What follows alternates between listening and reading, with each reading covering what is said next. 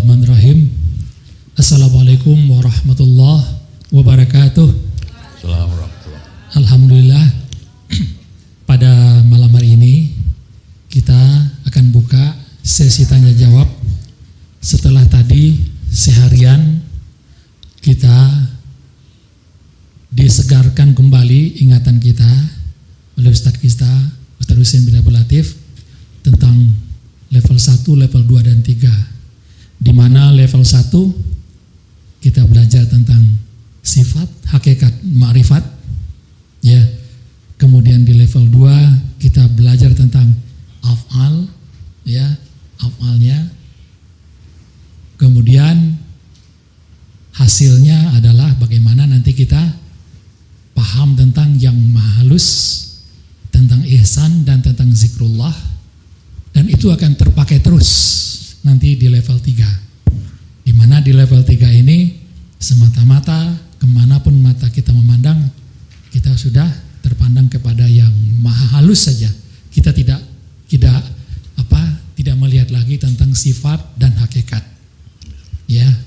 Dan di sanalah kemudian minda kita juga semata-mata hanya ingat kepada Allah, semata-mata ingat kepada Allah, sehingga nanti ditambah dengan penyerahan total 100%, ya, menyerah 100%, maka diharapkan kita nanti bisa menuju langkah-langkah atau langkah per langkah kepada apa? Kepada memasuki alam sakinah. Mulai dari bagaimana, ya, kita menjadi berada dalam keadaan asal atau holistik dan seterusnya. Dan tadi begitu detailnya, langkah per langkahnya seperti itu. Nah, malam ini kita buka pertanyaan dari apa yang telah Pak Ustadz terangkan tadi, atau mungkin Bapak dan Ibu membawa pertanyaan dari rumah. Nanti mudah-mudahan pertanyaan-pertanyaan itu akan dikupas oleh Ustadz dengan dalam. Demikian Pak Ustadz, kita mulai Pak Ustadz. Sebelum mulai, saya sedikit bertanya dulu ke Pak Ustadz. Jadi gini Pak Ustadz, tadi saya lihat, ya, pendapat Syekh Abdul Qadir Jailani sangat mendominasi gitu Pak Ustadz. Bagaimana kita tadi di alam holistik, ya, kemudian sampai ke alam sakinah. Nah, kata-kata beliau begitu tajam dan sangat dalam sekali, ya. Dan kalau Imam Al-Ghazali kita tidak terlalu banyak mengambil, saya lihat. Kita hanya mengatakan kalau kita mengenal Allah dan mengenal dirinya, maka kita kenal bahwa kita tak wujud. Itu yang utama. Nah, alasannya tentang kehidupan Pak Ustadz, ya. Saya kurang tahu sejarah Pak Ustadz. Imam Al-Ghazali duluan mana dengan Syekh Abdul Qadir Jailani hidupnya, dan kenapa Arif Billah itu adalah Imam Al-Ghazali bukan Abdul Qadir Jailani. Dan saya lihat sekarang apa-apa yang disampaikan oleh Syekh Abdul Qadir Jailani ini malah jarang dipahami orang gitu. Dan ternyata Pak Ustadz menerangkannya sehingga kita paham gitu.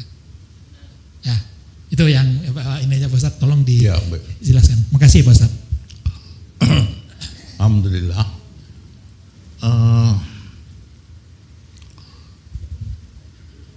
Mula-mula saya baca kitab Syekh Abdul Qadir Jailani Futuh Ghaib, saya enggak paham. Kedua kali saya baca enggak faham. Ketiga kali saya baca enggak faham. Jadi saya Fatihah dengan Syekh. Fatihah saya beritahu dia, kenapa buku anda banyak susah nak faham? Dia jawab, dia cakap baca lagi sekali. Bila saya baca lagi sekali baru saya faham. Buku dia adalah buku etik orang sufi. Macam mana kita mesti berkelakuan. Dia bukan buku makrifat, dia etika. Imam Ghazali dia buku makrifat, Allah tu sangat jelas memerlukan makrifatullah kan. Macam-macam perkataan makrifah dia. Jadi yang memakrifahkan adalah Imam Ghazali. Syekh Abdul Qadir buku tak ada makrifah, cuma etika ahli sufi baru saya faham. Yang keempat kali baca baru faham etika. Oh, kau sudah jadi sufi begini. Jadi dia bukan arif billah, dia bukan makrifatkan orang. Imam Ghazali dia makrifat orang, dia punya perkataan adalah perkataan makrifat. Syekh etika. Jadi baru saya faham.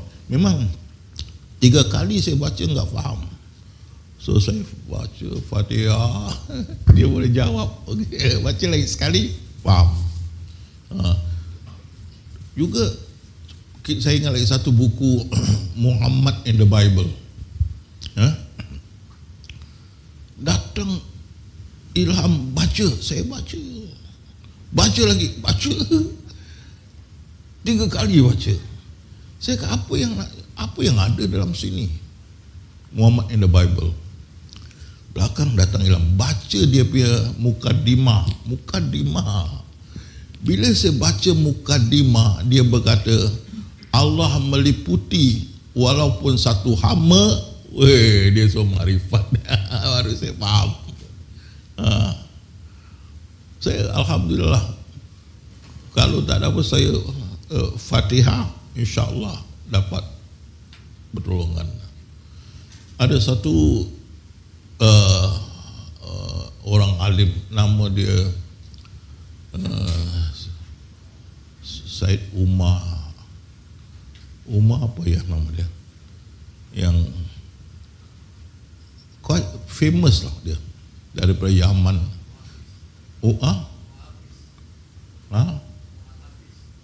Al-Khatib, Umar Khatib ya. Dia udah meninggal dunia, jadi saya mau jualkan tanah dia.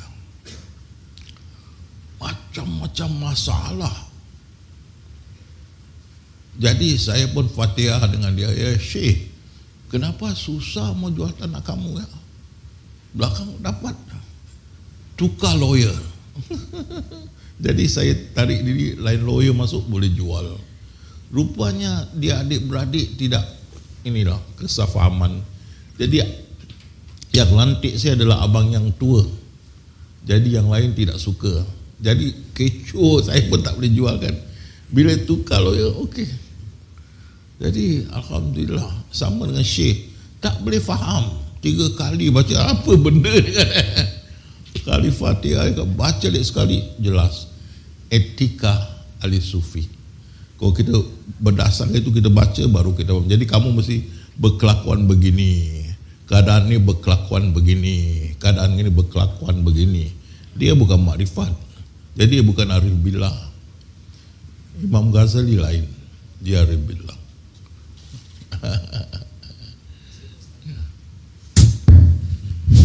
Ya, saya juga punya Sirul Asrar itu dari tahun 80, Pak Ustaz. Saya baca nggak ngerti juga. Lagi satu syekh you tengok. Dia Sirul Asrar. Dia Nur Muhammad. Dia Nur Muhammad, Sirul Asrar you baca. Tapi itu buku pertama dia. Sirul Asrar Nur Muhammad. Lepas tu dia tinggalkan. Di foto gaib langsung tak ada sebut Nur Muhammad. Permulaan pasal dia disuruh dia bikin buku pertama Sirul Asrar Nur Muhammad. Selepas tu dia tidak sentuh lagi. Jadi dia bukan arif billah. Terima kasih Pak Ustaz. Ya. Jelas sekali. Ya. Silakan pertanyaan. Pak Har dulu. Saya lihat Pak Har ini Pak. Biasanya beliau ini kalau dengar cerahan Pak Ustaz, ketawanya paling keras Pak Ustaz. Karena dia melihat senda gurau gitu. Kalau sekarang dia lebih dalam lagi, lebih halus dia Pak Ustaz. Insyaallah. Silakan Pak Har. Terima kasih. Assalamualaikum warahmatullahi wabarakatuh. Waalaikumsalam. Sekedar penasaran aja Ustaz. Ingin tanya, sejauh yang saya pahami dan tangkap selama ini yang sarahan Agak keras dikit lagi Pak. sarahan yang level 3 ini kalau nggak salah ya mohon maaf karena bahasa Inggris saya juga hanya 50-50 ada salah paham juga itu kalau nggak salah pada awal penyampaian level 3 itu di saran bahasa Inggris yang mana bahasa di dalam saran bahasa Inggris itu sasarannya adalah orang-orang Barat, Ustaz. Sedangkan untuk orang Indonesia maupun Melayu itu dari terjemahannya Pak Deka kalau nggak salah yang tentang level 3 itu kenapa Ustaz? Kok yang didulukan yang pertama kali ini orang-orang Barat untuk memahami level 3? Ini adalah arahan ya. Mak Tuti tak ada sini, ada sini, Pak Mak Mas Agus ada sini ya. Ada. Jadi arahan itu saya sudah pengganti saya di bagian Indonesia dan Malaysia sudah ditabalkan ya. Tabalkan. Jadi saya sudah ditolak ke bagian Inggris. Kewajiban saya untuk bahasa Inggris. Tapi kalian ini dahsyat. Semua mau saya balik semula. Ustaz, syarah Indonesia lah, Malaysia lah. Saya sudah ada Inggris, sudah jadi Mac Hussein. Kalian minta. Saya enggak mau. Saya tak ada kerja, mengapa cari kerja kan? Saya sudah Inggris sudah senang. Lain mah dilantik, bukan saya lantik. Rasulullah lantik kamu semua. Dia lebih tahu. Bukan saya lantik. Jadi saya enggak mau. Kerja pun ringan, Inggris saja. Tapi kamu dahsyat minta. Datang arahan saya. Boleh syarah Indonesia dan Malaysia dengan syarat Yamas izinkan. Dan loh diizinkan di sini. Di mana diizinkan saya kena pergi. Kalau dulu saya relax. Dengan ini izin, lu 2 malam enggak bisa tidur. Nak siapkan nih ya. 2 malam sampai demam ya. Kalau tidak saya relax yang Mac Hussein. Relax kan. Satu kerja. Sekarang banyak kerja. Balik ini nak siapkan Perth bersyarat bahasa Inggris. Lepas itu Kuantan Tenggaro bahasa Indonesia. Lepas itu Kuantan. Kalau dulu Mac Hussein aja. Sekarang tak boleh pasal sudah diberi dibuka ya. Kalau Yamas izinkan bisa. Jadi gitulah Pak Har. Tapi kalau dulu saya banyak masa hanya Inggris saja. Sekarang mau siap ke Indonesia, Malaysia, Inggris, itu saya dapat sikit waktu untuk berehat. Banyak kerja. Saya tak mau cakap ini tapi benar. Kan kalau Inggris saja saya senang. Lain mah Pak Deka jalankan yang tu ya. Namanya soal lantik jalankan. Pasal kamu appointment apa ya? Bukan appointment, mana pelantikan kamu Pak Deka, Taufikur, Tuti, Jafar, mana lagi yang lain-lain, jangan sembunyi Abdul Aziz. Pak Aziz kan ini kamu jalan kena sudah dilantik. Pasal itu saya enggak mau masuk bila kamu bikin seminar, saya enggak mau masuk.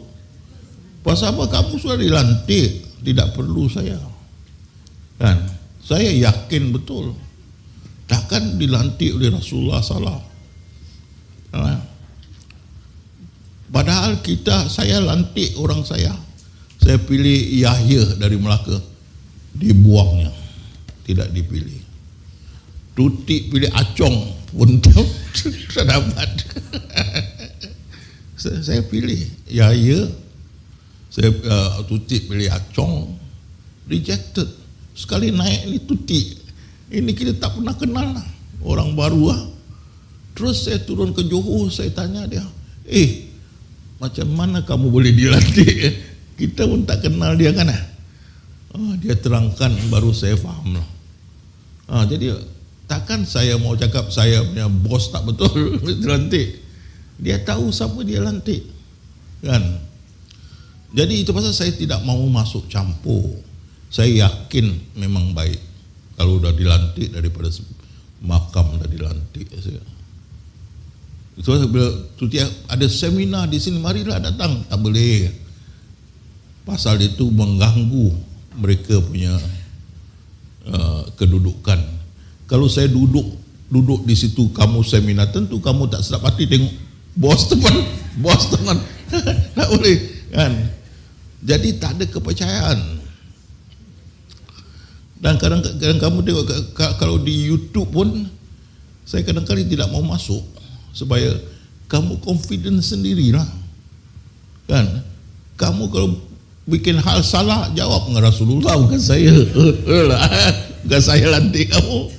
Saya lantik tak approve, Tuti lantik pun tak approve kan. Kamu jawab sendirilah kan. InsyaAllah kamu akan faham lah. Lebih lama kamu berdakwah, kamu akan faham.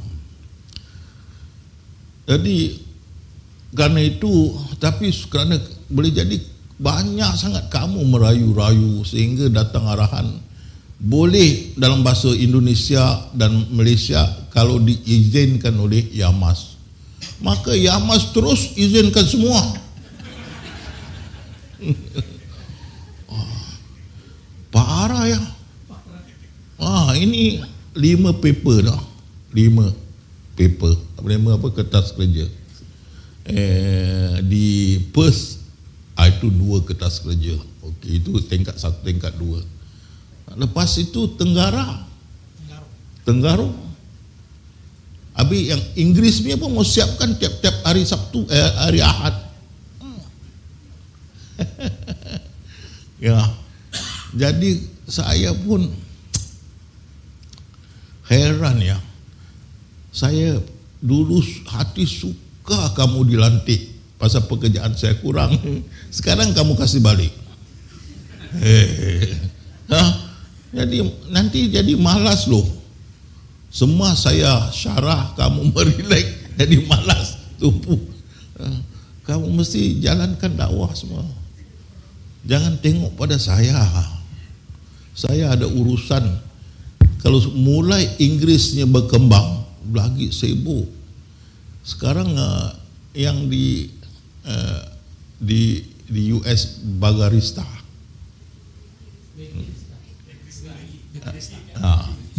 Bagarista. Dia tengah nak usahakan saya bersyarah di US. Sudah kau pergi US tau, mana ada masa nak tengok Indonesia.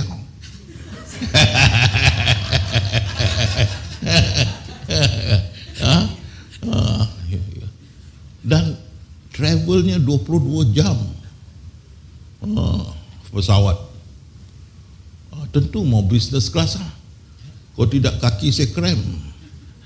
Jadi bila naik pesawat begini tinggi, bila turun begini rendah, pasal kaki bengkok. Yalah. Jadi kita tengah cari, insyaAllah pembukaan ni, kalau terjadi saya akan lebih ke dunia barat lah. Tapi insyaAllah sekali-sekala bisa balik ke Indonesia kerana ada izin dari Yamas. Dan bila saya pulang dan saya bersyarah di Indonesia, jangan marah loh kalau ada slang orang putih. Dan InsyaAllah lah. Jadi nak cari, itu pasal dah balik pada Australia. Sekarang kita dah Perth. nak buka pula di Amerika untuk memantapkan Yamas seluruh dunia, insya-Allah. Jadi kamu tolonglah saya. Jalan kerja kamu, masing-masing jalan kerja sendiri. Jangan minta ustaz, saya sibuk. Jadi jalan dakwah kamu dah dilantik. Bukan saya lantik. Kan, saya lantik tanya Mak Tuti. Saya lantik Yahya. Tapi lain nama naik kan. Bukan saya lantik. Kalau saya lantik pun mesti ada approval daripada mahkamah. Kalau tak boleh. Jadi itu pasal saya yakin Pak Deka tafakur. Bukan ini pelantikan bukan saya punya. Ingat saya bawa 34 orang, ingat 2008 untuk dilantik. Semua di reject. Bengkak hati. Terus tak beri salam pada Rasulullah, ingat. Bengkak hati kan. Jadi kamu jalanlah kamu punya. Cuma saya mau pesan, saya pun dah pesan dengan Eki. Jadi saya sudah pesan juga, macam mana kita popular, tapi ingat ini semua Yamas punya. Semua Yamas punya. Saya 33 tahun Yamas punya. Itu mesti pasal Yamas akan lebih besar dan afdal daripada NU dan Muhammadiyah di hari muka. Pasal kita ada produk yang orang mau. Awaluddin Ma'rifatullah. Jadi ingat apa pun ini Yamas punya. Saya dah diberitahu Indonesia dan saya tengok siapa yang rupanya Yamas punya. Jadi semua di bawah Yamas. Jangan kita jadi popular bila ditanya, oh saya bukan daripada Yamas. Itu jangan. Itu sudah melanggar hukum. Itu tak boleh. Macam mana popular pun. Memang saya dengar Pak Deka popular, Tuti Tafakur, Pak Aziz popular. Ada pengikut mereka masing-masing kan? Masing-masing punya penyampaian lah. Yang lain pun, Iki pun hebat juga ini. Tapi jangan lupa semua di bawah payung Yamas. Ingat itu. Dan Yamas ini adalah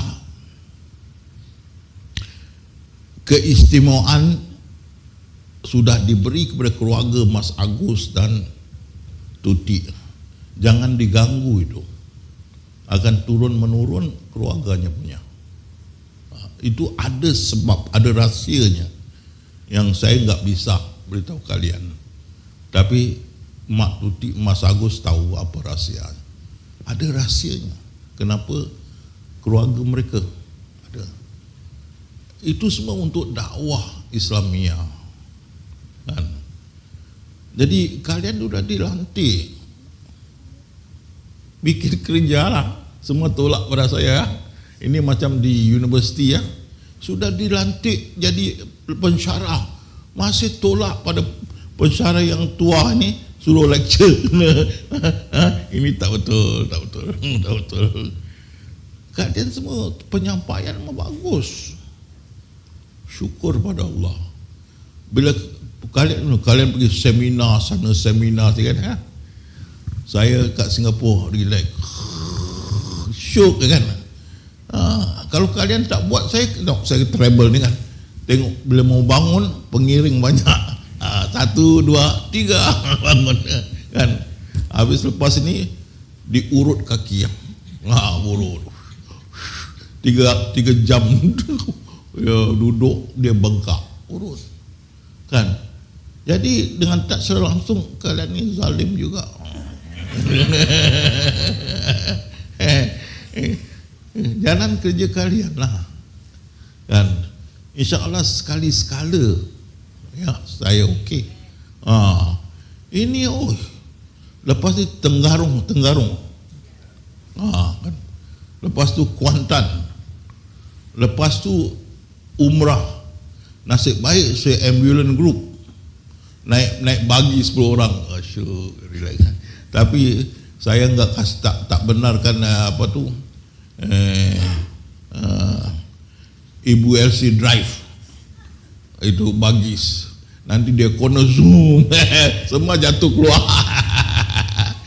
10 orang satu bagis, 25 rial seorang. InsyaAllah. Kita ambulance group tu semua kaki yang cedera-cedera dalam yang umur, InsyaAllah. Jadi itu nak jawab Pak Har punya jawapan lah, kita jawabkan. Jadi Pak Har, jangan sebut-sebut lagi hati luka, kan? Saya sudah dalam Inggris sudah rehat, sekarang kena balik semula, kan? Tengok rehat. Saya yang bekerja, tengok, kan? Potong gaji, rehat. Ini tak betul lah. Kamu dah dilantik, paksa orang tua bersyarat. Betul. Boleh jadi, ya jangan selalu, tak bisa saya. Habis saya ada pekerjaan sendiri lagi, kan? Banyak kasus lagi belum buat lagi, nak betulkan ini, kan? Zalim. Jadi buatlah kerja masing-masing, ya. InsyaAllah kalau boleh bantu, saya bantu. Tapi saya sendiri saya punya pekerjaan bahasa Inggris. Itulah jawab Pak Har. Ya, makasih Pak Ustadz. Tapi Pak Ustadz jangan sedih Pak Ustadz. Apa yang Pak Ustadz sampaikan hari ini itu bagi kita semua itu kita melihat satu benang merah itu Pak Ustadz, ya. Dari pelajaran awalnya sampai akhir itu kelihatan gitu benang merahnya Pak Ustadz. Alhamdulillah. Ya, saya tanya tadi beberapa orang yang baru, kata beliau, ini kok saya paham gitunya gitu. Nah, itu yang saya lihat. Apalagi bagi yang senior itu Pak Ustadz itu lebih lebih mematangkan gitu Pak Ustadz. Terima kasih banget Pak Ustadz. Tapi saya sedih satulah, tidak dapat sampaikan zikrullah. Ya. Itu karena enggak ada masa. Di mana kita mantapkan, ya, dia ingat pada Allah tu kita mantapkan. Jadi dia dalam salat, luar salat dia bisa, kan? Tak ada masa. Itu pasal saya tunjuk pada Jaafar, dia asyik nak sembunyi, dia boleh bantu, kan? Kalian pun bisa bantu.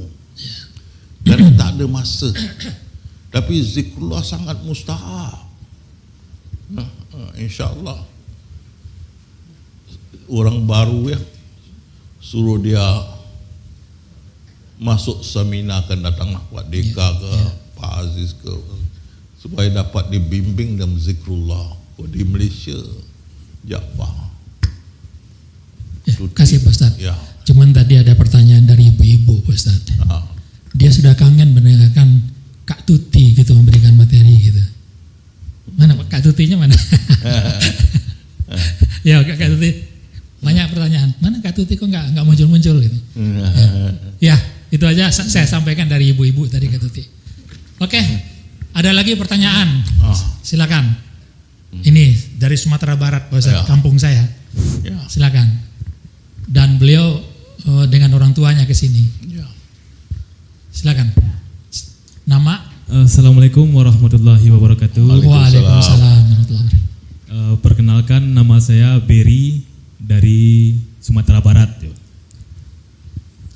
Pak Ustadz, jadi sebelum mengajukan pertanyaan saya bercerita sedikit Pak.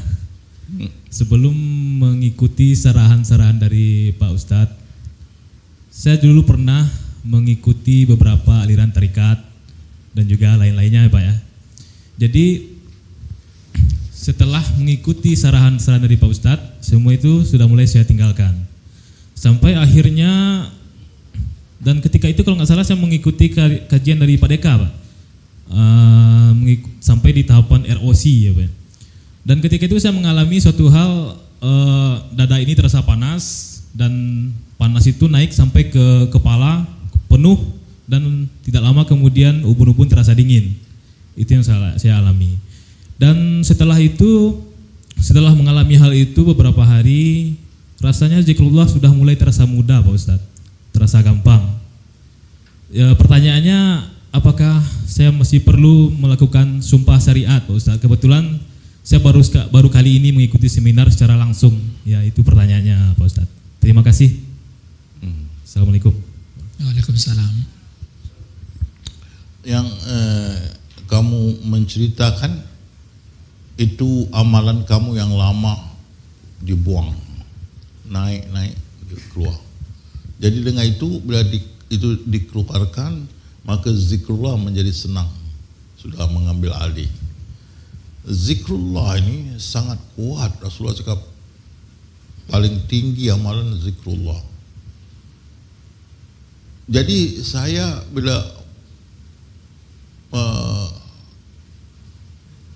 membantu orang yang ada masalah, saya akan masukkan zikrullah.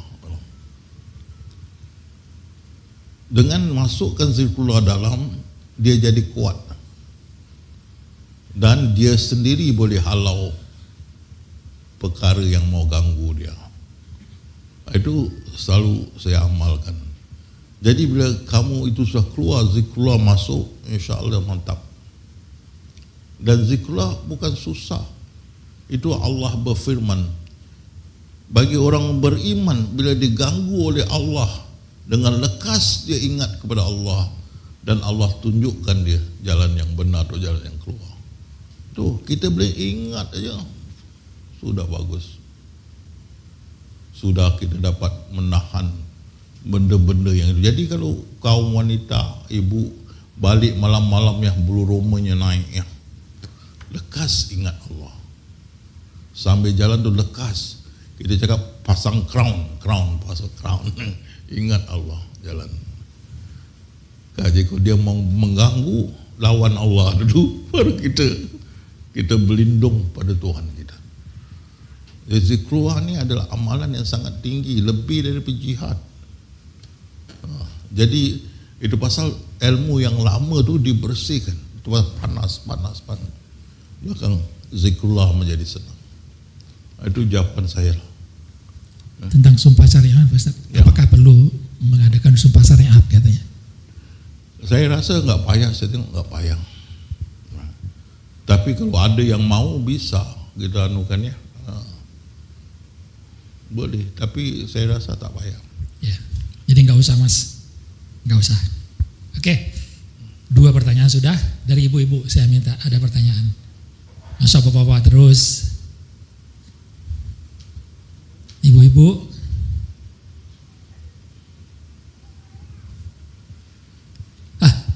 Silakan.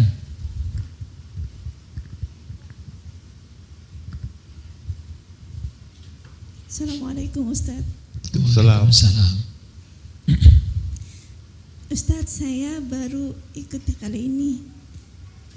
Saya izin bertanya kepada Ustaz. Dekatin dikit mic. Kalau misalkan kita itu tidak wujud, kita tidak ada sama sekali. Kemudian ketika kita berdoa itu kita kepada siapa Ustaz? Karena kadang-kadang dulu saya merasa ketika saya berdoa itu pernah ada rasa ternyata saya ini tujukan doa ini kepada siapa? Kayak ada nyasar begitu Ustaz. Nah, kemudian suatu ketika saya sholat malam di 2 rakaat pertama bukan sholat ini, saya menghadap ke siapa, bukan sholat ini, saya tidak tahu. Kemudian di rakaat yang sholat malam yang kedua saya bangun, saya bilang begini, ya Allah tunjukkan ke saya sebenarnya seperti apa begitu. Nah kemudian saya sholat, waktu itu saya tidak tahu, saya merasa beda, tapi cuman saat itu. Setelahnya saya mencari lagi, tidak ketemu Ustadz. Nah sebenarnya ketika kita berdoa itu kita menghadap kepada siapa? Demikian Ustadz. Ya. Siapa Ustaz? Apa dia tanya? Oh. Jadi beliau tadi mengatakan kalau kita tidak wujud, ya Ustaz ya. Nah, beliau berdoa, saya berdoa kepada siapa? Begitu juga dengan kemudian sholat tahajud beberapa kali beliau mungkin mengalami keadaan gitu ya. Dan juga dalam sholat ini saya menghadap ke siapa gitu. Menghadap ke siapa gitu sholat ini gitu. Sehingga ya keraguan-keraguan seperti itu beliau minta diperbetulkan gitu Pak Ustaz. Pertama, kamu masih wujud. Kamu cakap saya. Itu datang ke keliruan. Mana yang diri kamu yang wujud, yang kamu punya? Ada. Tangan itu Allah punya, kepala itu Allah punya, badan itu Allah punya. Mana kewujudan kamu? Tunjuk saya. Enggak ada. Kedua, kamu berdoa atau disuruh doa? Disuruh doa sudah ditulis di Lauh Mahfuz. Mesti berdoa, tapi yang berdoa itu suara siapa punya? Allah punya. Mulut tu siapa punya? Allah punya. Jadi yang berdoa tu siapa? Bukan kamu. Itulah Senda Gurawan yang maha kaya, yang maha berkuasa. Kamu tidak wujud. Jadi bila kamu ingat wujud, Allah wujud, bagi kita sudah syirik. Sudah ada dua kewujudan, tidak ada keesaan. Allah tu berkongsi wujud dengan kamu. Jadi mau kefahaman tu lebih mantap. Bahawasanya kita tidak wujud. Itu dia kata yang zahir pun aku. Jadi saya tengok kamu yang zahir, Allah punya adalah penzahiran dari yang maha halus. Yang batin pun dengan pandangan makrifat adalah yang maha halus. Zahir batin dia, mana kamu? Jadi kamu tunjuk diri kamu, mana dia manusia? Saya manusia, mana dia? Tangan, kaki, kepala, badan, mana manusia? Tak ada. Jadi kekeliruan banyak inilah. Bila kita wujud, timbul kenapa? Kan banyak pertanyaan kenapa. Kalau kita tak wujud, kita berserah milik kepada yang empunya milik, kita sudah menyerah penuh. Itulah Islam. Dan Rasulullah yang Muhammad langkah pertama-tama menyerah diri sepenuhnya. Jadi kita tidak gaduh kan? Bila kita wujud, kita sudah, saya tanya, susu sebelanga, ya, boleh taruh setitik nila? Tak boleh kan? Jadi susu sebelanga tu menjadi hancur. Keesaan Allah begitu. Kamu tak boleh wujud. Kamu wujud, sudah ada dua wujud. Tak boleh. Jadi mau fahamkan ini. Jangan kita turun ke bawah. Ini semua kebanyakan bingung kerana tidak faham. Tidak, Allah semua di langit dan di bumi dan yang gaib kepunyaan Allah. Betul tak? Mana kepunyaan kamu? Habis, macam mana kamu wujud? Dan macam mana kamu bertanya? Tak boleh. Kalau tak wujud boleh bertanya enggak? Boleh enggak? Tak boleh. Kalau kamu bertanya sudah jadi hantu. Sudah. Syaitan. Jadi mau faham ini ilmu. Penghabisan kita tidak wujud, semua hak dia. Dia esa, kewujudannya esa, kehendak dia esa, milik dia esa. Semua yang zahir dia, yang batin dia esa. Jadi kita ingat kita wujud, kita tak wujud. Kalau kita wujud, sudah ada titik nila kepada susu sebelanga. Tak boleh. Jadi fahamkan itu supaya bila-bila begini tidak ada masalah kenapa. Tak wujud tu. Faham? Jadi mesti lebih mendalam ini. Itu yang kita tadi kata tentang af'al Allah, kata bersyarah. Manusia tidak wujud. Kalau tidak ada pertanyaan kenapa, saya boleh tanya kalau saya wujud, kenapa saya jadi TUA? Saya tak terima jadi TUA kan, potong gaji, tidur.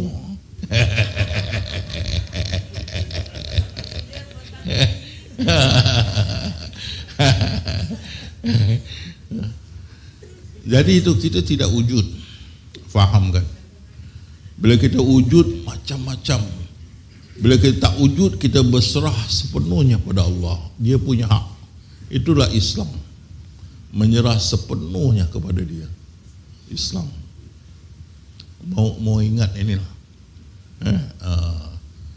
Kalau kita tahu kita tak wujud, kita relax, tak ada pertanyaan, kita boleh join Ustaz Aziz. Tak ada masalah.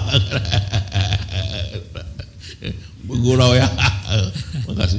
Saya harap bisa terima ya jawapannya. Boleh faham ya? Ya, kasih Pak Ustaz. Jadi kalau saya menghadap ke siapa berarti masih dua. Ya. Saya berdoa ke siapa masih dua. Sekarang ya saya kena doa. Berdoa Rasulullah berdoa kah? Ya berdoa juga saya gitu ya. Kan gitu. Ya kan saya berdoa aja. Oke. Ya. Terima kasih. Jadi dia bersenda gurau dengan diri dia. Yang sembayang disembayangkan, yang makan dimakannya, yang cakap yang juga yang dengar sama. Dia juga goalkeeper, striker, back, linesman, referee. Dia juga. Kalau bola semua dia. Kan? Itu yang dia kata, bila semua dinafikan, binasa nafikan, yang tinggal yang maha halus. Itu pandangan marifat. Jadi kita tak menafikan diri kita, so ada dua wujud. Kita masih nampak sifat. Tak boleh. Ya. Jadi mau pakai pandangan marifat. Tak boleh pandangan sifat atau hakikat, tak boleh. Ya. Terima kasih Pak Ustaz. Ya. Ada lagi pertanyaan dari ibu-ibu? Satu lagi, biar dua-dua permainannya. Ada ibu-ibu satu lagi? Mungkin ibu ada pertanyaan ibu? Iya. Saya lihat ibu sangat terharu gitu ya. Silakan, ada lagi? Kalau tidak ada dari bapak-bapak silakan. Bapak-bapak silakan Pak.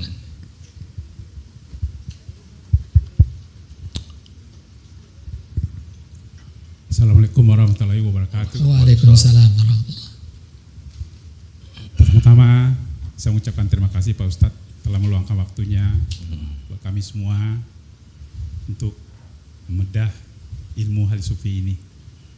Yang sering Bapak Ustadzkan kepada kita dari ilmu ma'rifat ini, yaitu dari yang maha halus bermanifestasi menjadi zat, dan zat bertajali menjadi sifat. Manifestasi kembali. Ya. Ya. Yang perlu saya tanya, yang saya tanyakan di sini masalah roh. Apakah roh itu termasuk sifat? Kalau dia sifat, berarti dia akan binasa, karena kata Pak Ustadz setiap yang zohir akan binasa. Ataukah dia termasuk masih yang maha halus? Kalau dia yang maha halus berarti dia bagian dari Allah sendiri. Mohon penjelasan Pak Ustaz. Ciptaan ada 4 anasir. Pertama jasad, kedua nyawa, ketiga roh, keempat minda. Ya. Bila minda bercantum dengan roh menjadi jiwa, baru kita boleh berfungsi. Bila roh tidak bercantum dengan minda, roh itu macam bingung, pasal enggak ada minda, dan enggak ada minda. Jadi kita tak boleh berfungsi. Jadi roh itu terletak di sini, kecil aja, letak di sini. Bila kita tidur, dia begini kecil. Bila kita bangun tidur, dia berkembang seluruh badan kita. Dan dengan ruh ada tenaga ruh. Jadi bila dia berkembang, kita bangun tidur dia bercantum dengan minda, baru kita boleh berfungsi sebagai manusia. Tapi kalau dia nak bercantum, ditahan. Itu yang dikata dalam bahasa Singapura, ditekan, dihalang oleh syaitan. Syaitan duduk atas badan kita, tak boleh bergerak kan? Kerana ini tidak bercantum. Di sini berfikir, kenapa tak boleh bergerak? Kenapa jerit pun orang tak dengar? Kan? Itu panggil sleep paralysis. Kerana ini tak bercantum. Tak bercantum. Jadi kita kena tertekan. Itu saya ajar bila itu azan. Azan insya-Allah terlepas. Pasal dia tak boleh kontrol ini.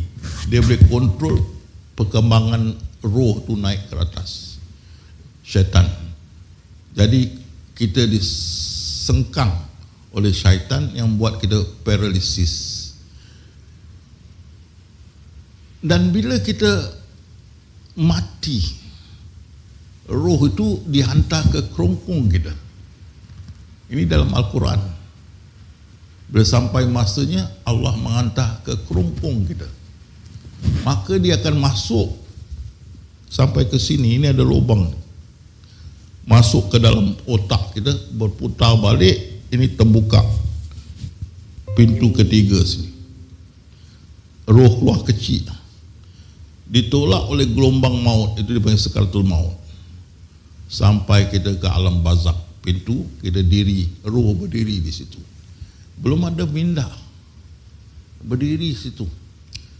Bahkan berbunyi gar-gar.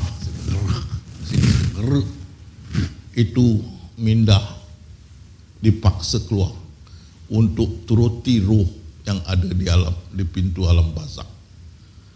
Jadi bila sampai bersatu roh dengan minda menjadi jiwa, baru dapat masuk ke dalam alam barzakh. Sesudah itu baru kita nampak pernafasan berhenti. Lepas tu baru nampak nyawa ditarik, kau di atas, kau di bawah, kaki bergerak. Yang tinggal jasad di tanah. Ini semua ciptaan selain daripada Allah adalah ciptaan. Jadi mereka yang mengagung-agungkan Rasulullah, mengatakan ruh Rasulullah itu separuh Allah, ini bohong. Pasal apa? Di dalam gospel Barnabas yang diakui oleh ulama Islam, inilah Injil yang sebenarnya. Maka dikatakan, maka diciptakan ruh nabimu 60,000 tahun sebelum diciptakan langit dan bumi. Diciptakan. Kalau diciptakan, ciptaan ke bukan? Ciptaan. Dan diletakkan roh nabimu ke satu tempat yang istimewa. Bila roh Rasulullah nak turun, Allah tahan. Ya Muhammad, belum masa engkau turun, tunggu dulu. 60,000 tahun sebelum dijadikan langit dan bumi. Ciptaan dijadikan ciptaan. Tapi orang mengagung-agungkan, konon separuh roh Rasulullah itu adalah separuh roh Allah. Jadi sudah ada serupa dan seumpama. Itu tidak boleh. Dalam surah Ikhlas, Allah tidak seumpama. Kalau kita kira separuh roh Allah, separuh roh Muhammad, itu dah seumpama. Tak boleh. Jadi Bu Hamkah berkata, Buya Hamkah berkata, mereka sudah mempromosikan Rasulullah seperti Kristian mempromosikan Nabi Isa, dua-dua jadi Tuhan. Pasal dikatakan Ahmad tanpa Ahad, tak ada berbeza Allah dan Rasulullah. Tak boleh. Ciptaan 60,000 tahun dijadikan sebelum dijadikan yang langit dan bumi. Jadi roh itu ciptaan. akan hancur. Jadi tengok ayat dia, semuanya binasa yang tinggal wajahku. Semuanya binasa, termasuk roh tak? Binasa. Yang tinggal apa? Wajah dia yang halus. Itu boleh binasa tak? Tak boleh, itu kekal. Itu sebahagian daripada dia. Tengok ayat tu, semuanya binasa yang tinggal wajahku. Kalau tak silap di surah Al-Qasas, wajah dia. Jadi roh pun ciptaan. Selain daripada Allah, semua tu ciptaan. Kan? Jadi sebahagian di Allah tu bukan roh yang maha halus. Itu pasal ada maha kan, halus. Okey, itu saya punya jawapan. Ya, terima kasih Pak Ustaz. Saya pun sebelum punya ilmu ini Pak Ustaz, saya percaya gitu bahwa roh itu adalah sesuatu dari Allah yang ditiupkan langsung oleh Allah dan nanti kembali ke Allah gitu. Jadi abadi juga roh itu gitu. Itu jadi, ilmu dulu juga saya gitu Pak Ustaz. Dia punya ayat tu, maka aku tiupkan rohku, diinterpretasikan rohku, maksudnya roh ciptaanku, kan, bukan rohku. Kata Allah so ada roh sama dengan ciptaan. Dia ada roh, kita ada roh kan. Jadi kita jumpa Allah, halo brother. Awak dua-dua ada roh kan. Tak boleh, tak serupa, tak seumpama. Itu mau jaga kemuliaan dia. Kalau kenapa kamu panggil aku brother? Kita dua-dua ada roh. Oke, ya kita paham. Alhamdulillah. Ada lagi pertanyaan? Ada soalan? Kalau nggak ada pertanyaan, soalan? Soalan tu Malaysia, pertanyaan tu Indonesia. Ada? Mungkin saya hitung sampai 3.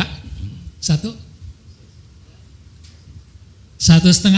Alhamdulillah. Alhamdulillah. Ada pertanyaan dari Bang. Pasis dulu, silakan Pak Des. Pasis ini bersemangat Pak Ustaz. Dia menyarikan saran-saran itu, disarikan oleh beliau di dalam bukunya. Tapi bagaimana operasinya mau okey ya? Waduh, ini yang Alhamdulillah pertama Ustaz. Sudah selesai. Itu tanggal 5 Mei. Jadi sekarang sudah 2,5 bulan. Alhamdulillah. Berkat doa dari semua teman-teman di mobil khusus. Alhamdulillah. Kita semua khawatir ya, semua doa. Alhamdulillah. Terima kasih Ustaz. Ya, terima kasih dengan waktunya. Sedikit saya bertanya mengenai kondisi di level 3, bahwa senda gurau itu sebetulnya adalah dialog antara yang maha halus dengan yang maha halus, atau yang maha halus dengan yang maha besar, atau yang maha besar dengan yang maha halus. Ya. Yang mungkin menjadi pertanyaan saya ini, batasannya apa nih? Kapan dikatakan ini dialog antara yang maha halus dengan yang maha halus, atau yang maha halus dengan yang maha besar, dan maha besar dengan maha halus? Kondisinya kayak apa Ustaz? Demikian, terima kasih. Assalamualaikum warahmatullahi wabarakatuh. Waalaikumsalam. Yang ini saya belum masuk lagi mendalam, tapi secara ringkas. Bila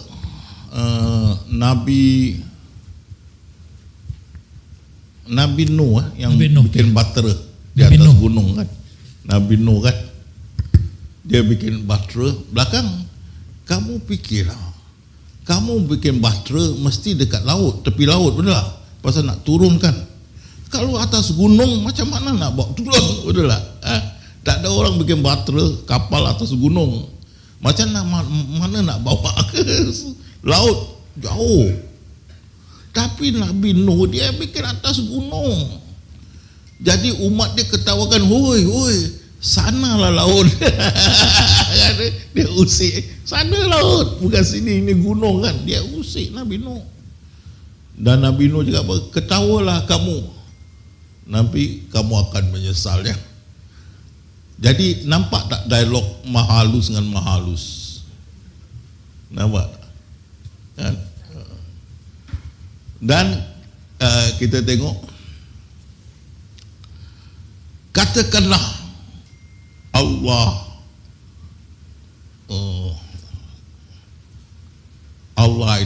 Allahus wahad, kul wallahu wahad, katakanlah Allah itu ahad, kan? Jadi dikatakan Allah bersuara di sebalik tabir, tidak direct di sebalik tabir, ayatnya di sebalik tabir, kan? Takkan suara itu keluar daripada Allah. Dan dikatakan pada Muhammad, kul Allah wahad, dikatakan pada Muhammad. Muhammad tu kita tahu kan itu adalah yang maha halus. Jadi kul wallahu ahad keluar dari balik tabir, di balik tabir tu siapa? Kalau ada yang maha halus itu Muhammad, belakang tabir tak boleh jadi Allah. Sudah jadi, kalau 100 sudah jadi 101. Saya beri kefahaman ya. Misal kata contoh ya, contoh Allah tu 100%. Dia apa tu mutlak 100%. Kan? Kalau maha halus tu 1%, berarti yang maha besar 99%, betul tak? Betul tak? Kalau yang 1% ini dikatakan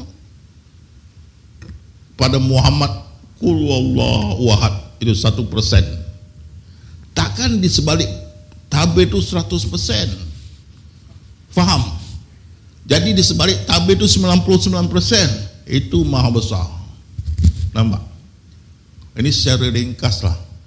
Jadi maha besar berkata kepada maha halus. Dia nampak maha besar, maha halus dengan maha halus. Dan apa tu, bila kita berdoa pada Allah kan, berdoa kan, itu maha halus kan. Dia berdoa pada yang maha besar, bukan pada Allah. Tapi maha besar tu juga adalah sebahagian daripada Allah, kan? Jadi saya belum masuk lagi mendalam. Pak Deka ada tanya ni, tapi ada banyak lagi nak di cover, di atasi, baru kita tafakur pun ada tanya ni. InsyaAllah kita akan masuk lebih dalam. Ya. Untuk sementara saya faham ya, secara ringkas. Alhamdulillah. Ya. Jadi pertanyaan Pak Asis itu persis dengan pertanyaan Bang sama, tafakur sama. Bang Taufik kan bertanya gitu, gimana diskusi dialog-dialog itu? Macam soalan begini selalu ada dalam sini, tapi belum masanya. Tapi masih ada. Siapa tanya masih ada. InsyaAllah akan dijawab. Oke, silakan Pak Bang Taufik. Cek. Bismillahirrahmanirrahim. Assalamualaikum warahmatullahi wabarakatuh. Saya ucapkan terima kasih Ustadz. Ya. Selamat ulang tahun juga Ustadz. Makasih ya. Jangan sebut umur ya. Gadom ya. Semoga sehat selalu dan bisa membimbing kita. Saya perhatikan saran Ustadz dari 2012 sampai 2024 itu mengalami lebih simpel Ustadz. Dulu saya masih ingat 12 asas. Kemudian ada membuka gerbang pemikiran umat, terus ma'rifatullah. Sekarang mahalus. Jadi saya berpikir kayak ketika ditemukan komputer itu kan awalnya besar sekali Ustaz. Sekarang lebih simpel. Itu bagaimana Ustaz? Kok semakin kesini semakin orang baru itu bisa memahami itu Ustaz. Dulu kan kalau belum pernah melihat saran Ustaz itu harus melihat saran asas 12 itu dulu. Sekarang tanpa itu tuh bisa. Oh, pasal apa? Kamu tahu dulu saya ajar ma'rifatullah berapa bulan Ingat tak? 2 bulan 2 bulan ma'rifatullah 2 bulan. Tiap-tiap hari tau. Dan saya kena lukis. Sekarang 1 pagi saya cukup 2 jam pun boleh. Sekarang lagi Allah buat lebih ringkas, lebih senang, dan ada komputer ya. seperti Mak Tutik cakap, semua ustaz punya contoh tepat bila saya kasih jelas contoh yang diberikan. Itu pasal orang putih kata a picture paint 1,000 words. Mana satu gambaran boleh merangkumi 1,000 perkataan. Jadi kita tunjuk gambar, senang orang faham, kan? Dan kita tengok, kita contohkan macam mana pandangan makrifat, pandangan hakikat, pandangan sifat, senang difaham.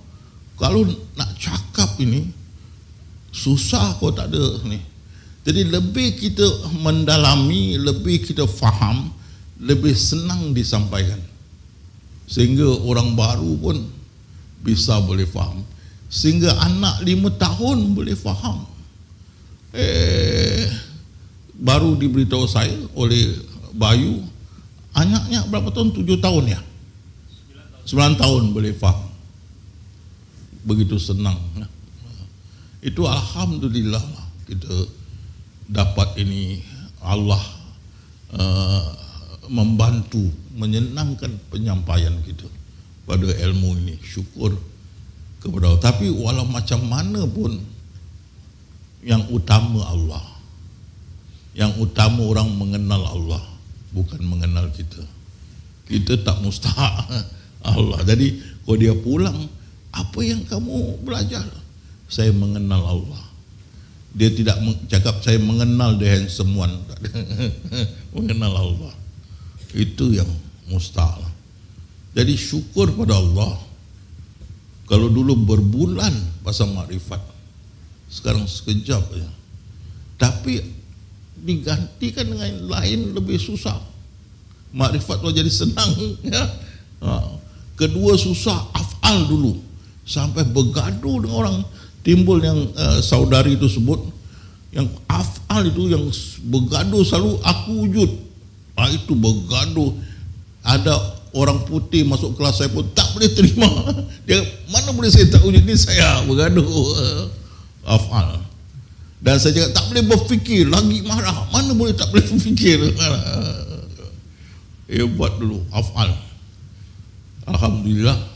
Dan ada mengejek saya, kau anak saya buat jahat, saya terima sajalah. Wah, dia jerit-jerit kat belakang, kan? Alhamdulillah, mereka ini penghabisan dapat terima, balik minta maaf dengan saya. Syukur.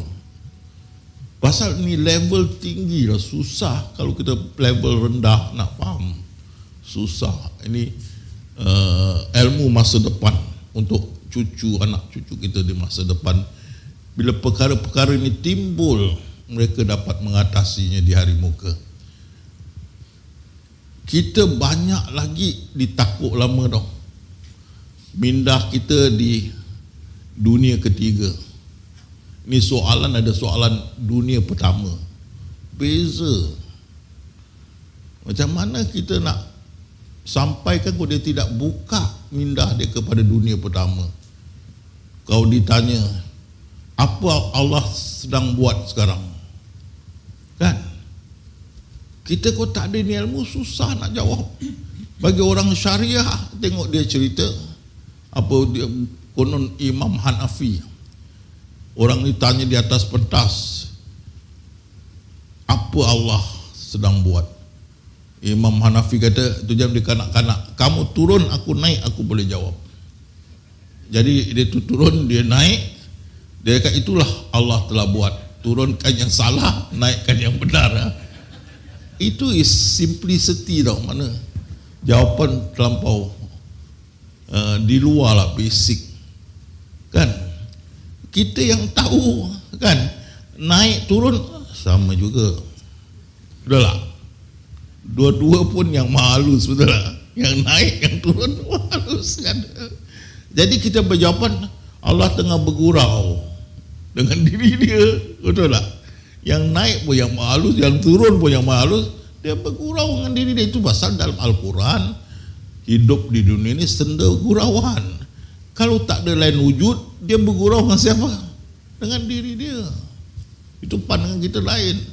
Dia senang jawab begitu, kan? Simplicity kan. Macam Zakir Naik ditanya, kalau kita ikut takdir, kenapa Allah hukum kita? Kita ikut dia punya kehendak, takdir. Kenapa mesti dihukum kita?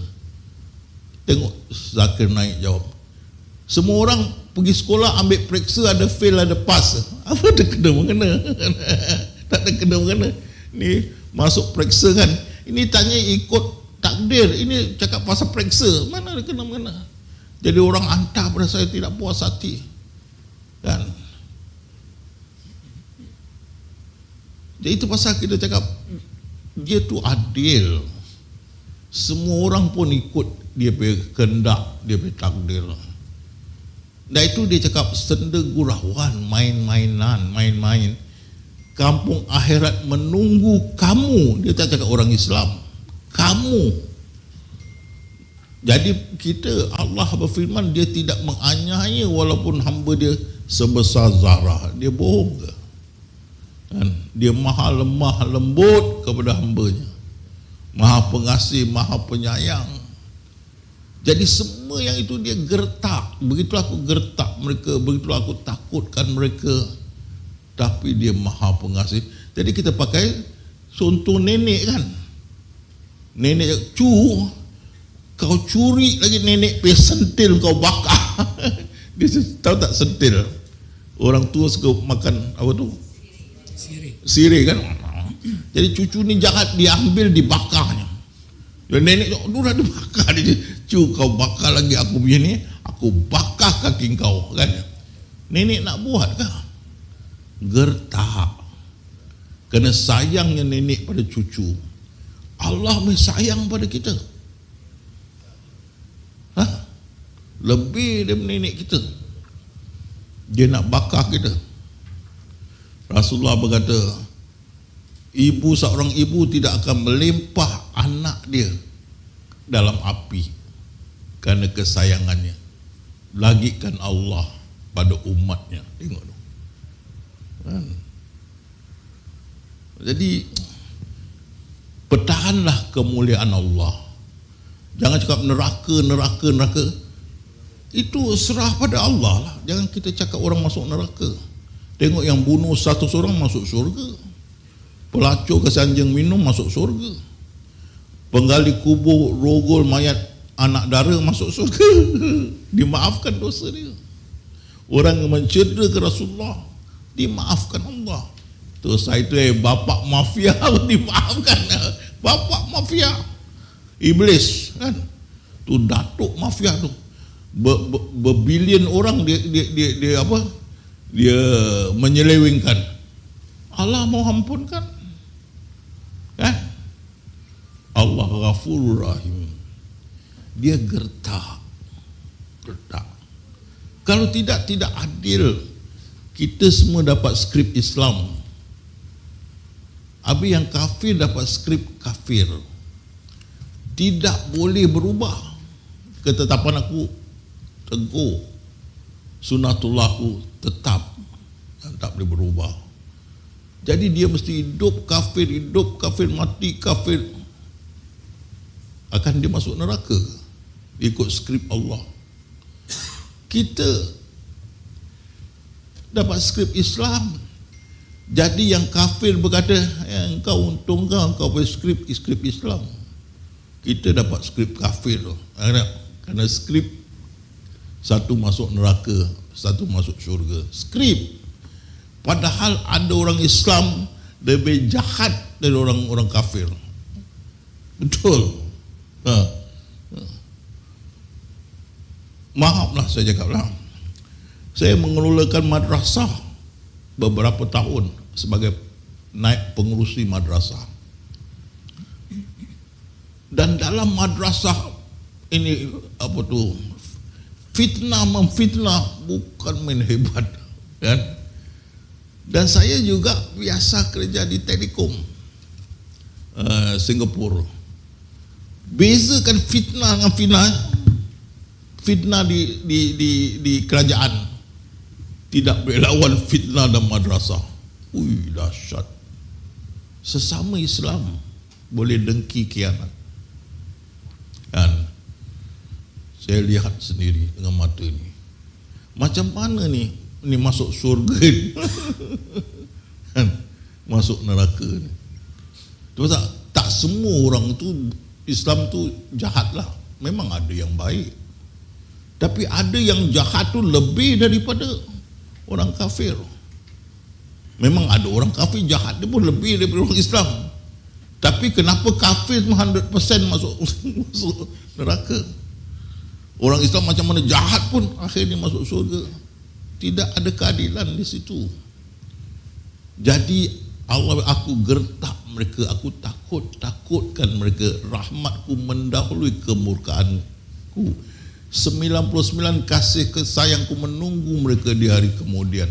Rasulullah berkata, kalau orang kafir tahu tentang ini, tidak ada putus asa mereka masuk syurga. Dan di alastu bi rabbikum, sudah Allah kenalkan pada semua jiwa dan semua akuinya. Allah memberi satu kenyataan yang bahawasanya mereka sudah mengaku Allah itu Tuhan mereka, dan itu menjadi cahaya tauhid yang disematkan dalam hati setiap anak Adam. Yang Nabi Isa cakap, walaupun dikotori oleh dosa tapi tetap ada. Dan apa Rasulullah bersabda? Ingat, walau dikotori oleh dosa, itu cahaya tetap ada. Apa Rasulullah bersabda? Allah berfirman dalam hadis kepada malaikat, jangan kamu benarkan orang yang ada sebiji sawi iman dalam diri dia dalam neraka. Semua terlepas. Cek semua ada, ada sebiji sawi kan. Semua lepas. Rahmat dia mendahului kemurkaan dia. Maka saya di Pati, tempat Tutik, lama dulu. Lama tahun berapa? 2012 ke 2013 gitu. Kan? Tu jam saya masih muda lah. Maka ditanya oleh satu gadis itu. Dia cakap, bapak saya mu'alaf, tapi ibu bapa saya enggak Islam. Dia nangis, kenapa mereka mesti masuk neraka? Susah mau jawab ni. Betul tak? Tapi bila dia dengar saya penerangan, semua masuk surga, happy. Begitu ya doktor apa tu nama dia, yang kasih kita tanah tu, Wiku, Dr. Wiku. Isteri dia pun bertanya, isteri dia mu'alaf, dan langsung dia tak boleh jawab. Kenapa ibu bapaku mesti masuk neraka? Isterinya mu'alaf. Bertahun dia tak dapat jawab. Bila dia bawa isterinya masuk seminar saya, dapat jawapan dua gembira. Lalu dikasih kita tanah.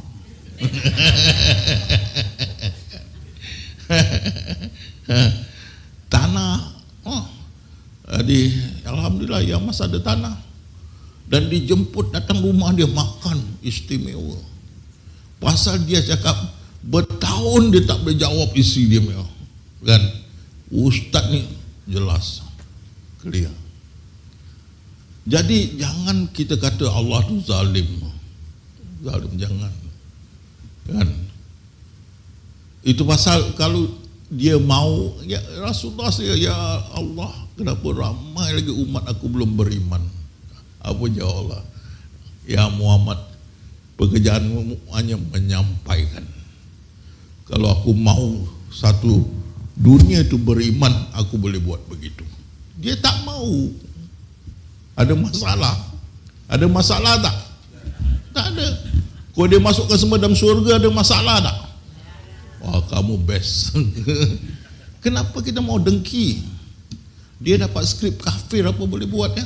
Dia mesti berlakon sebagai kafir. Dan ini ada lakonan. Lakonan. Bila dibangkitkan, kita diberi jasad yang baru. Betul tak? Apa jasad yang baru tu berdosa nak masuk neraka?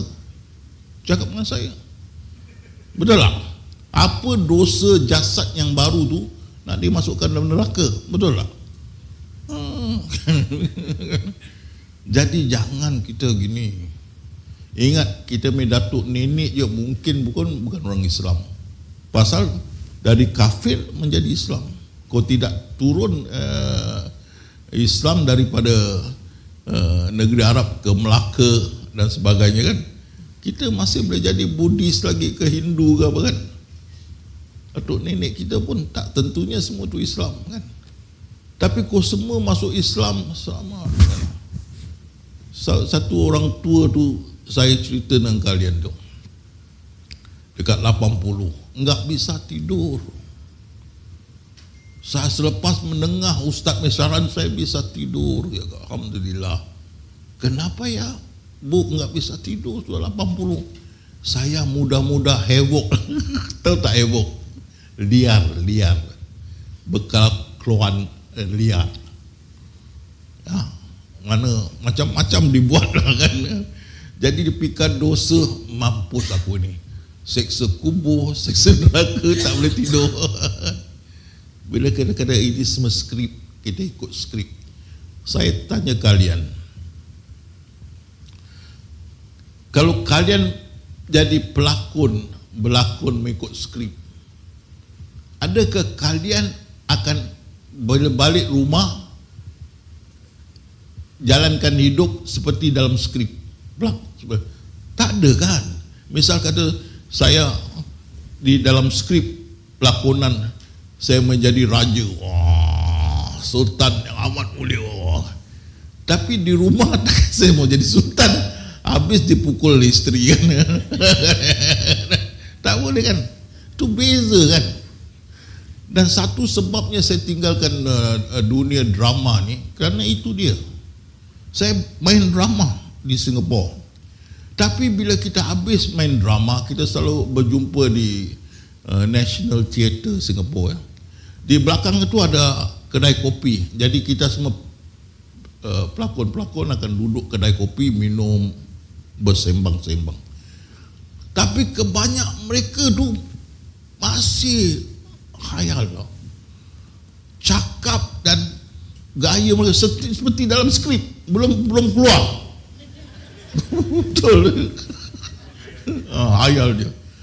Saya enggak bisa tahan. Setahun, 2 tahun, 3 tahun saya tak bisa tahan, saya resign. Saya pergi masuk belajar perundangan. Ini gila mereka dia. Kita cakap dengan dia macam khayal. Cakap tidak apa turun ke dunia. Tak boleh. Jadi ini lakonan. Itu akui senda gurauan, main-main, lakonan. Takkan kita dihukum kena berlakon kan. Kalau taruh satu seniwati tu dia jadi mak tiri yang jahat dalam sinetron, takkan jumpa di pasar kamu pukul dia, kamu jahat. Mana boleh, itu sinetron, betul tak ya? Begitu. Cuma saya cakap, kalau perkara macam gini, kalau kita nak berdebat pun kamu tak nak terima, tak apa, serah pada Allah. Jangan putuskan. Kalau kita putuskan orang kafir masuk neraka, itu jadi kecoh. Orang akan mengatakan Allah tidak adil, Allah zalim dan sebagainya. Kalau kita cakap don't worry, nanti tinggalkan dengan Allah, insya-Allah akan dapat keputusan yang adil. Dia tak marah, betul tak? Jadi jangan keduk neraka. Allah belum buat lagi. Belum ada orang dalam neraka. Belum ada kiamat. Belum ada hisab. Seksa kubur. Bila dihisapkan orang ni, diseksa dalam kubur, bila dihisapkan? Belum dihisapkan, kamu sudah pukul. Kau neraka, bila hari kemudian ditimbang, dia masuk surga, kamu sudah pukul dia bertahun-tahun kan. Macam mana? Belum dihisap kan? Jadi memburukkan nama Allah Subhanahu Wa Taala. Jadi bagi kita ini semua kita balikkan pada Allah. Dia Maha Adil. InsyaAllah akan ada keadilan. Tu Nabi Isa berkata, keadilan Allah tidak boleh siapa menafikan di hari kemudian. Terserah pada Allah lah, kan. Jadi kita berpuak-puak, bersuku-suku, kenal mengenali, itu yang baik. Ini saya punya pandangan. Ya. Makasih Pak Ustadz. 10 menit lagi kita waktunya pertanyaan. Tadi Pak Ustadz mengatakan bagaimana orang yang habis menjadi artis gitu ya, seakan-akan dia masih seperti itu di luar. Saya waktu kecil begitu Pak. Waktu kecil habis nonton film silat, kita seperti pesilat jalannya gitu. Habis nonton koboi, kita jalannya seperti koboi. Nasib baik enggak jadi Superman dan bangunan Jatuh tinggi. Pergi bangunan tinggi jadi Superman ya. Oke, ada lagi pertanyaan? Dari Malaysia, ada yang mau bawa pertanyaan pulang? Ada? Mungkin nggak ada lagi Pak Ustadz? Yalah, makasih semua ya datang. Dan makasih ucapan selamat hari jadi saya. Alhamdulillah saya gembira, bahagia jumpa kalian semua sahabat-sahabat saya. InsyaAllah panjang umur kita jumpa lagi. Amin, amin. InsyaAllah Allah beri taufik dan hidayah dan sentiasa membimbing kita jalan yang benar. Amin. Amin Ya Rabbal Alamin. Amin. Makasih semua. Assalamualaikum. Waalaikumsalam warahmatullahi wabarakatuh.